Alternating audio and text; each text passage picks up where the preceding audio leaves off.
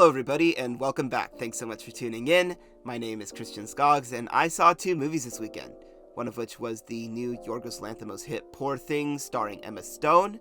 This was actually supposed to come out all the way back in September, but because the studios really didn't want to give writers and actors the wages and conditions they deserved, it was delayed all the way to December. It's in limited release in LA and New York theaters, and I figured that given the praise this movie was getting, the 45-minute drive for me was well worth it to see this right away. Now, having seen the movie, yes, it was absolutely worth it. We have yet another movie that will be making my top 5 list at the end of the year, and given how original this movie is, it's likely to make yours as well. All I'm going to say about the premise of this movie, so I don't fully spoil it for you, is that Emma Stone plays a woman, Bella Baxter, who was resurrected from the dead in an experiment conducted by a scientist played by Willem Dafoe. We see her rise from acting essentially as a young child, learning to walk, eat, socialize with others, to her true form as an intellectual who wishes to understand the realities of life and help other women in the process. The strongest element here is, without a doubt, its production elements, mainly its production design, costume design, and cinematography. I love the creativity of these buildings and the weird oddities you come across. The film's world is random and at times seemingly lacks logic, but that's also the fun of it.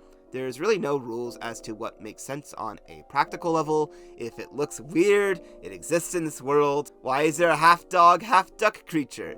Don't worry about it. This guy did an experiment one time, probably. Although the setting vaguely resembles a steampunk Victorian era, it's never really clear what time period they're intending to depict.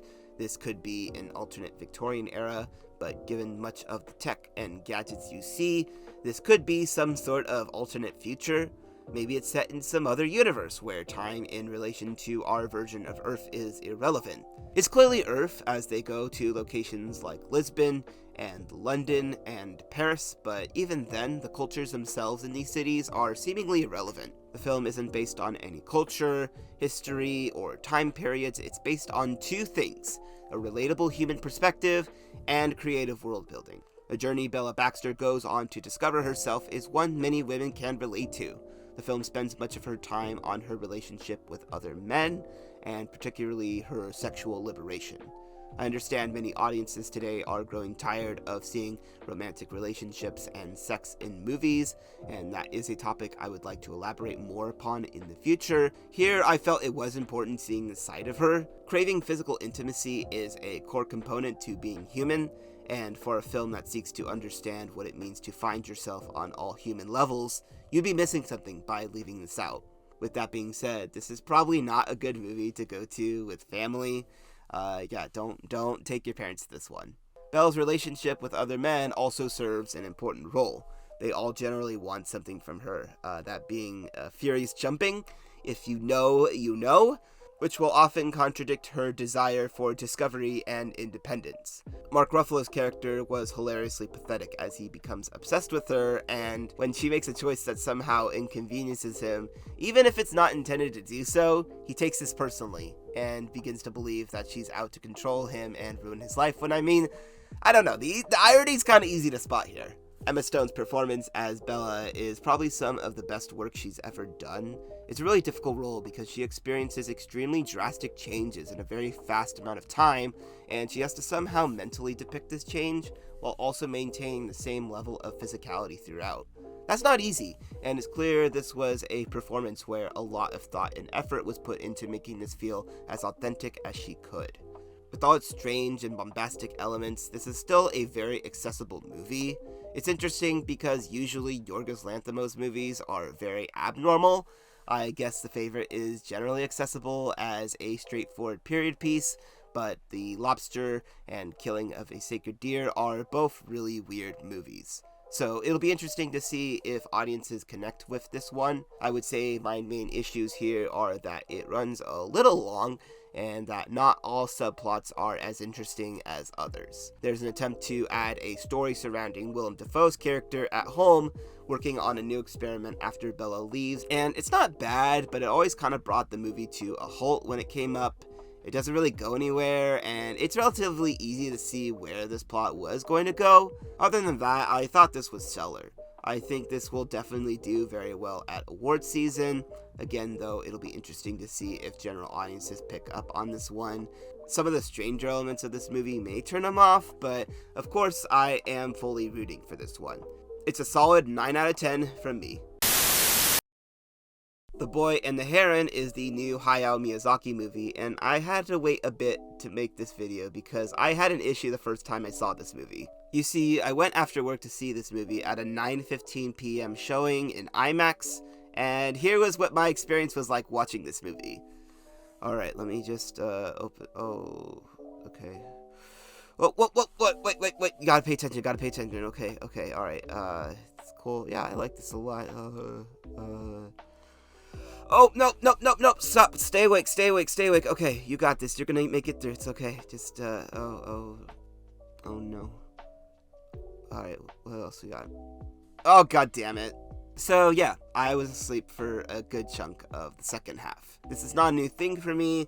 In fact, this was an issue for many movies I saw this year, so I'm hoping to fix that next year. It happens at all times of the day. I think I just need to make sure I'm either like well rested or caffeinated before a movie begins. That's really the best way to combat this. Thankfully, I was able to catch it again at the same theater, also in IMAX. This time though, it was the English dub as opposed to the Japanese dub. So yeah, if you're wondering how many times I've seen this movie, I've watched it approximately 1.75 times, both in Japanese and English. I am glad I saw this again regardless. I was really able to get two different perspectives of this movie. I picked up a lot more critical details that I didn't pick up on my first viewing, and if you're wondering what the better version is, you can't really go wrong with either, and it entirely depends on your preference. I personally think the subbed version was better, but the dubbed includes performances from people like Robert Pattinson, Florence Pugh, Christian Bale, Gemma Chan, and Mark Hamill. Robert Pattinson in particular was a highlight. What's nice about animation from another country is that if you get the right performers and director, a dub can sound natural. Just so long as it vaguely matches the mouth movements, it's mostly fine. It's a different story when attempting to do this in live action. I mean, just look at Squid Game's English dub. Ah, that's great. Building an egalitarian society! Oh, about that, Grandma, why did you get kicked out? Grandma? Don't you ever call me that! Yeah, no, we're not doing that, Anyways, so if you don't know what this movie is about, it tells the story of Mahito, a boy living in World War II Japan who is forced to move to a new place with a new mom after his mom is killed in a tragic hospital fire. And from there, he sees weird sights, including a talking heron, who lures him into a mysterious tower, possibly with the closure he's seeking for his trauma. The film is very emotional at its core. Much of the themes reflect on the process of grieving, finding inner peace, and reflecting on the legacy you want to leave behind and how you will do that. This is possibly Hayao Miyazaki's last movie, although we were told this last time, and that obviously wasn't true. This would be a good movie to end things on if it was his last movie, but if he wants to make more, then by all means, I think we'd all be open to it. The series of events play out like a road trip movie, almost like Alice in Wonderland. Mahito comes across various weird elements, one after the other, and sometimes they lead him to his destination, and sometimes they're just there so he can learn something from them. Either way, they all tie back in some way to the themes Miyazaki is attempting to present. The animation is all really great. I think I've forgotten what it's like to see a 2D animated movie in theaters. The only time I get to do that now is when I see an animated movie like this, or Suzume, which came out earlier this year, or when the Bob's Burgers movie came out last year.